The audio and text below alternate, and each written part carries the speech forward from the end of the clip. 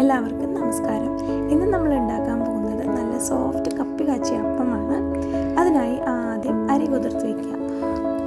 അരി കഴുകിയിട്ടാണ് ഞാനിവിടെ കുതിർത്ത് വെച്ചിരിക്കുന്നത്. 6 മണിക്കൂർ, 1 മണിയായപ്പോൾ ഇട്ടു. 6, ഇപ്പോൾ സമയം 6:30-6:30ക്കാണ് അരയ്ക്കാൻ പോകുന്നത്. അതിനുശേഷം നമ്മൾ അരയ്ക്കുന്നതിന് തൊട്ട് മുമ്പായിട്ടുള്ള സ്റ്റെപ്പാണ് ഈ കണ്ടത്. അത് ഒരു ഈസ്റ്റ് ഒരു ഗ്ലാസ്സിലേക്ക് ഇട്ട് 2 സ്പൂൺ പഞ്ചസാരയും ചെറിയ ചൂടുവെള്ളം കൂടി ഇട്ട് നല്ലോണം ഇളക്കി വെക്കുക. ഇൻസ്റ്റൻറ്റ് ഈസ്റ്റാണ് നമ്മൾ എടുക്കുന്നതെങ്കിൽ ഈ സ്റ്റെപ്പ് ചെയ്യേണ്ട ആവശ്യമില്ല. നമ്മൾ അരി അരയ്ക്കുമ്പോൾ അതിലേക്ക് ഡയറക്റ്റ് ആ ഈസ്റ്റും കൂടി ഇട്ട് അരയ്ക്കാവുന്നതാണ്. ഇതിപ്പോൾ ഞാൻ എടുത്തിരിക്കുന്നത് ഇൻസ്റ്റൻറ്റ് ഈസ്റ്റ് അല്ല, ആക്റ്റീവ് ഡ്രൈ ഈസ്റ്റാണ്. അപ്പം നമ്മൾ ആക്ടിവേറ്റ് ചെയ്യണം. അതിനെ ആക്ടിവേറ്റ് ചെയ്യുന്ന സ്റ്റെപ്പാണ് ഇപ്പോൾ കണ്ടത്. നെക്സ്റ്റ് സ്റ്റെപ്പ് എന്ന് പറയുന്നത് തേങ്ങ പോളിയിട്ട്. ഞാനിവിടെ പോളിയാണ് എടുക്കുന്നത്. നിങ്ങൾക്ക് ചിരകി എടുക്കുന്നതാണ് ഇഷ്ടമെങ്കിൽ അങ്ങനെ ചിരകി സെപ്പറേറ്റ് അരയ്ക്കുന്നതിൻ്റെ കൂട്ടത്തിൽ ഇട്ട് അരയ്ക്കാം. ഞാനിപ്പോൾ ഇത് പോളിയിട്ടാണ് എടുക്കുന്നത്. പോളിയിട്ട് ഇത് ചെറിയ ചട്നി ജാറിൽ അരച്ച് കൊണ്ടുവന്നിട്ട് അത് നമ്മൾ അരി അരയ്ക്കുമ്പോൾ അരച്ച് തേങ്ങ അതിൻ്റെ കൂട്ടത്തിലേക്ക് ഇടുന്നതാണ്. ചട്നി ജാറിലേക്ക് ഇട്ട് അരച്ച് കൊണ്ടുവന്നിരിക്കുകയാണ്. ഇനി അരി അരയ്ക്കാൻ പോവുകയാണ് നമ്മൾ. അരിയും തേങ്ങയും അതുപോലെ ആ തേങ്ങ എടുത്തതിൻ്റെ വെള്ളം കൂടി ഞാൻ വെച്ചിട്ടുണ്ടായിരുന്നു. ആ തേങ്ങ വെള്ളം കൂടെ അരയ്ക്കുന്നതിൻ്റെ കൂട്ടത്തിലിടും. ഇപ്പം നമ്മുടെ ഈസ്റ്റ് നന്നായിട്ട് ആക്ടിവേറ്റ് ആയിട്ടുണ്ട്. അതും ഈ അരയ്ക്കുന്ന ജാറിലേക്ക് ഇടുക. കുറച്ച് ചോറ് വളരെ കുറച്ച് മതി. സാധാരണ നമ്മൾ കുറച്ചും കൂടി കൂടുതലിടും. ഇപ്പം കപ്പി കാച്ചുന്നത് കൊണ്ടാണ് നമ്മൾ ചോറ് കുറച്ചിടുന്നത്. പിന്നെ തേങ്ങയും ഇട്ട് കുറച്ച് ജീരകം, ഒരു 3 അല്ലി ചുവന്നുള്ളി. നമ്മൾ വെള്ളയപ്പത്തിനാണ് ഈ ബാറ്റർ തയ്യാറാക്കുന്നത്. അതുകൊണ്ട് വെളുത്തുള്ളിയെല്ലാം ചുവന്നുള്ളിയും ജീരകവും ചേർത്ത് നന്നായിരിക്കും.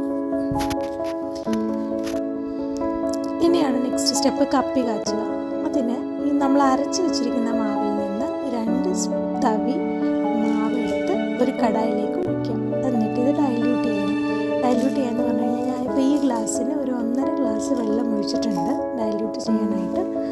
എന്നിട്ട് ഒരു തവി എടുത്ത് നന്നായി ചെറു തീയിൽ വെച്ചിട്ട് തീ സിമ്പിളായിരിക്കണം. എന്നിട്ട് ഇത് നന്നായിട്ട് ഇളക്കിക്കൊണ്ടിരിക്കാം. കട്ട പിടിക്കാൻ പാടില്ല. നമ്മൾ കൈ വിടാതെ ഇളക്കിക്കൊണ്ടിരിക്കാം. അതൊക്കെ കുറുകി വരുന്നത് നമുക്ക് മനസ്സിലാവുന്നതാണ്. ഇളക്കി നന്നായിട്ട് കൈവിടാതെ ഇളക്കിക്കൊണ്ടിരിക്കുക. കുറുകി വരാൻ തുടങ്ങിയിട്ടുണ്ട്. നമ്മൾ കൈ വിട്ട് കഴിഞ്ഞാൽ അത് കട്ട പിടിക്കാനുള്ള ചാൻസ് ഉണ്ട്. അപ്പോൾ അതുകൊണ്ട് നന്നായിട്ട് ഇളക്കിക്കൊണ്ടിരിക്കുക. ഓൾമോസ്റ്റ് ആവുന്നു. തീ സിമ്മിൽ തന്നെ ആയിരിക്കണം. ഒരിക്കലും ഹൈ ഫ്ലെയിമിൽ വെച്ചിട്ട് ഇങ്ങനെ ഈ സ്റ്റെപ്പ് ചെയ്യാൻ പാടില്ല. അപ്പോഴാണ് കൂടുതൽ കട്ട പിടിക്കുക. ഇതാ കണ്ടില്ലേ, കൺസിസ്റ്റൻസി റെഡിയായി വരികയാണ്. ഇതാണ് കൺസിസ്റ്റൻസി. ഇനി ഇതാണ് കപ്പി കാച്ചിയ മിശ്രിതം. ഇതിന് ആറിക്കഴിയുമ്പോഴത്തേക്കിന് നമ്മൾ അരച്ച മാവിൻ്റെ കൂടെ അരച്ച മണ്ണിൽ 2 ബാച്ചായിട്ടാണ് അരയ്ക്കുന്നത്. അപ്പോൾ രണ്ടാമത്തെ ബാക്കി ഇരിക്കുന്ന അരിയുടെ കൂടെ ഈ കപ്പി കാച്ചിയതും കൂടെ ഇട്ടിട്ട് അരയ്ക്കാം. മിക്സിയിലേക്ക് ഇട്ടിട്ട് കുറച്ച് വെള്ളം കൂടി ചേർക്കണം, അല്ലെങ്കിൽ ഭയങ്കര കട്ടിയായിരിക്കും. അത് മിക്സി ഓൺ ആക്കുമ്പം അത് ഒന്ന് അരയാൻ ഇച്ചിരി പാടുണ്ടാകും. അതിനാണ് കുറച്ച് വെള്ളം കൂടി നമ്മൾ ഒഴിക്കുന്നത്. അരച്ച് കൊണ്ടുവന്നിട്ടുണ്ട്. അതും കൂടി നേരത്തെ അരച്ച് വെച്ച മാവിൻ്റെ കൂടെ ചേർത്ത് നന്നായിട്ട് ഇളക്കി യോജിപ്പിച്ച് വെക്കുക. ഇപ്പോൾ രാവിലെയാണ് ഞാൻ അതിനകത്ത് ഉപ്പിട്ടതിന് ശേഷം ഫെർമെൻ്റായിട്ടിരിക്കുകയാണ്. സത്യം പറഞ്ഞാൽ തൂങ്ങിപ്പോയി കുറച്ച്. അതിന് ശേഷം ഉപ്പിട്ടിട്ട് ഒരു 10 മിനിറ്റ് വെച്ചു. അപ്പോഴത്തേനൊന്നും കൂടി നന്നായിട്ട് പൊങ്ങിയിട്ടുണ്ട്. എന്നിട്ട് അപ്പം ചുട്ടെടുക്കാം. നല്ല സോഫ്റ്റ് അപ്പമാണ് നിങ്ങൾക്ക് കിട്ടുക.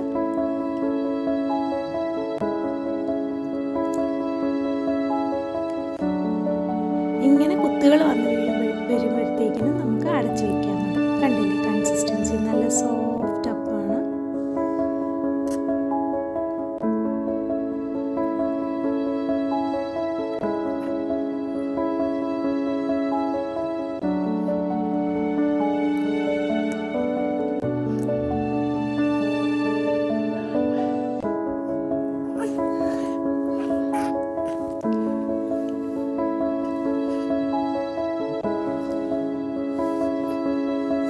നല്ലോണം കുത്തുകളൊക്കെ വീണ് കഴിയുമ്പോഴത്തേക്കിനും ഇങ്ങനെ ബബിൾസ് വരുമ്പോഴത്തേക്കിനും അടച്ച് വെച്ചിട്ടൊന്ന് ആവിയിലിരുന്ന് കഴിയുമ്പോൾ നല്ല ടേസ്റ്റാണ്.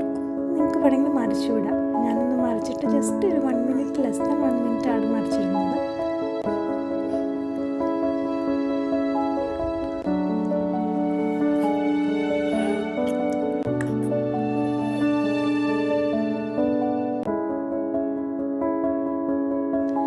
അപ്പം നമ്മുടെ അപ്പം റെഡി ആയിരിക്കുകയാണ്. ഇന്ന് നല്ല അപ്പവും മുട്ട റോസ്റ്റുമാണ് ഇന്നത്തെ ബ്രേക്ക്ഫാസ്റ്റ്.